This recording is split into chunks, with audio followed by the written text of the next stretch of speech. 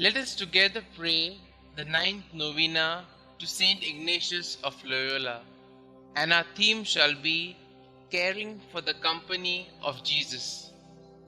In the name of the Father, and of the Son, and of the Holy Spirit. Amen. Introduction.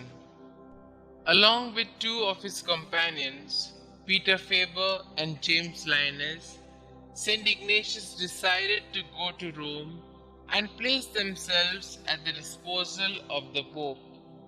It was a few miles outside of the city that Ignatius had the second most significant of his mystical experiences. At the chapel at La Storta, where they had stopped to pray, Ignatius felt God the Father telling him that he will be favorable to him in Rome, and that he would place him with his son. From this moment, the journey to Jerusalem ceased to be the focus of Ignatius's ideals. The offer of themselves to the Pope became his all-encompassing ideal. During this novena, we pray for the grace that we humbly join St. Ignatius in begging for the grace to be placed with the Son under the banner of the cross. Opening prayer. O Lord, in your providence, you guided St. Ignatius to found the Society of Jesus. Bring to fulfillment the work you began in Ignatius and in so many of his sons in the Society. As we celebrate the Ignatian Jubilee year, bestow on us the same spirit as that of Ignatius and the first companions. Grant that we be ever zealous to radiate your love despite the evil that surrounds us. We make this prayer through Christ our Lord. Amen. We shall now listen to a scripture passage from John chapter 21, verses 15 to 19. When they had finished breakfast, Jesus said to Simon Peter, "Simon, son of John, do you love me more than these?" He said to him, "Yes, Lord, you know that I love you." Jesus said to him, "Feed my lambs." A second time he said to him, "Simon, son of John, do you love me?"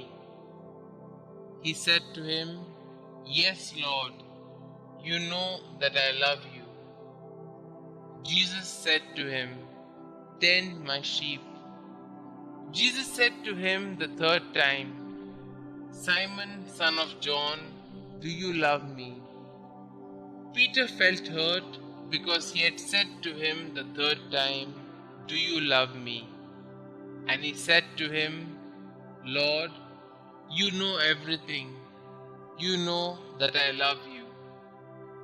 Jesus said to him, "Feed my sheep. Very truly I tell you, when you were younger, you used to fasten your own belt and go wherever you wished. But when you grow old, you will stretch out your hands, and someone else will fasten a belt around you and take you where you do not wish to go." He said this to indicate the kind of death by which he would glorify God. After this, he said to him, "Follow me." We shall spend a few moments in silence, reflecting on the passage and also on the life of Ignatius, asking the Lord to also give us the grace to be placed with the Son under the banner of the cross.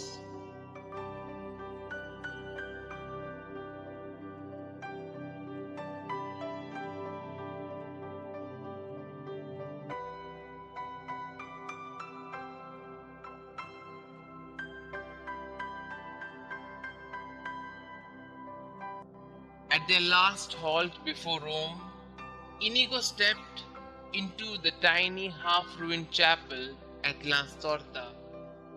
Once more, he revealed to his divine master all that occupied his mind and heart. Then, all of a sudden, it was Manresa again. A mystical illumination penetrated into the very depths of his being, an illusion which he would never again forget, and he felt impelled to describe it to his companions who were waiting by the roadside. Linus would later write, "He told me that it was as if God the Father had impressed these words on his heart: 'I will be favorable to you in Rome.'" Since our father did not understand what the words would signify, he added, "I do not know what will happen to us. Perhaps we shall be crucified in Rome." Then he said it seemed to him as if he beheld Christ with the cross on his shoulder, and by his side the eternal Father, who thus spoke to his Son, "I desire you to take this man as your servant." Jesus accepted him with the words, "It is my will that you serve us." Consequently, he had an immense devotion to the name of Jesus and desired his company to be named the Society of Jesus. Let us spend a few moments in silence and place our prayers and petitions before the Lord.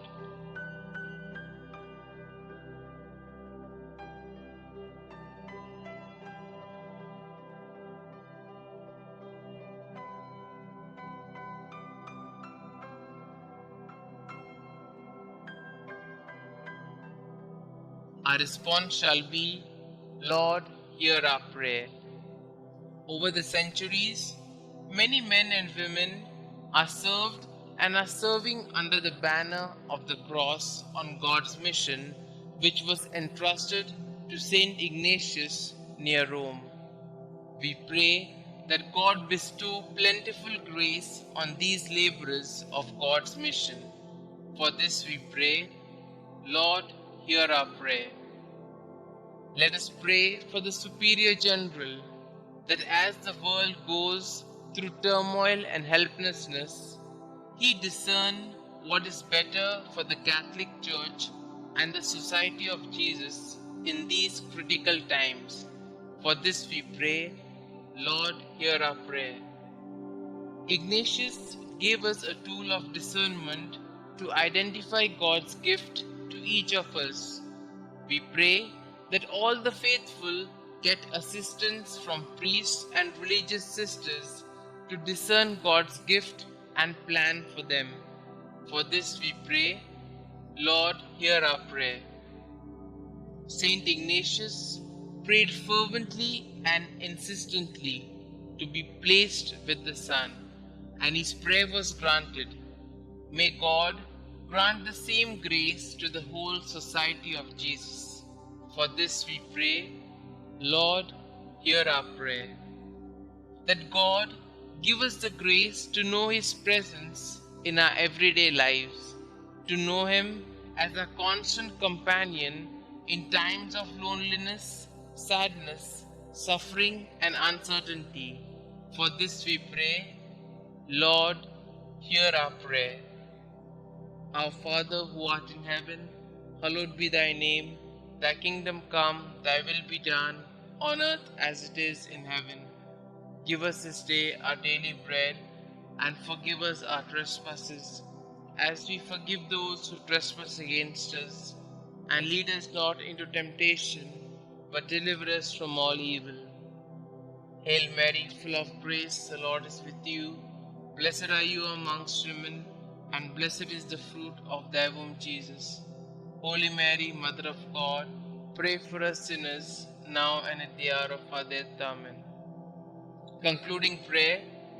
O God, for the greater glory of your name, you chose St Ignatius to be your servant, to labor for Christ and your church under the banner of the cross. Grant us the grace of being his sons in the society that bears your son's name, that through the help and example of our Father Ignatius, we may spend our lives on earth for the cause of faith and justice. We ask this through Christ our Lord. Amen. Glory be to the Father, and to the Son, and to the Holy Spirit, as it was in the beginning, is now, and ever shall be, world without end. Amen.